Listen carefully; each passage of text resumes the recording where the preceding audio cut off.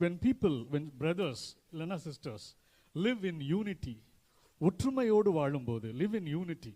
இன்னொரு டிரான்ஸ்லேஷனில் when they live in harmony, இசைவோடு பொருத்தத்தோடு ஒருவரோடு ஒருவர் இசைந்து வாழும்போது. இன்னொரு மெசேஜ்ன்ற டிரான்ஸ்லேஷன் ரொம்ப லேட்டஸ்ட் டிரான்ஸ்லேஷன், அமெரிக்கன் ஸ்லாங்கில் எழுதப்பட்ட ஒரு translation. when brothers get along, ஒத்து போகும்போது. யோசிச்சு பாருங்களேன், சும்மா கூடி வாழும்போது இல்லை, கூடி நரகமாய் தான் வாழ்கிறார்கள்.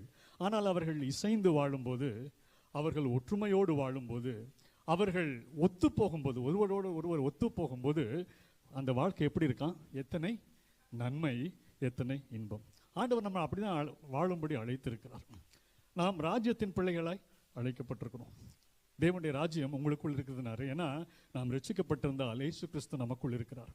ஆனால் அவர் நமக்குள் இருந்தாலும் நாம் அவருடைய ராஜ்யத்தின் கோட்பாடுகளின்படி பொதுவாக வாழ்றதில்லை. நம்ம எல்லாரை போல தான் வாழ்ந்துட்டு இருக்கோம், பிறரை போலவே வாழ்கிறோம். தேவனுடைய ராஜ்யம் உள்ளத்தில் இருக்கு, நம்ம இன்னும் முழுசாக அந்த ராஜ்யத்துக்குள்ளே வரல.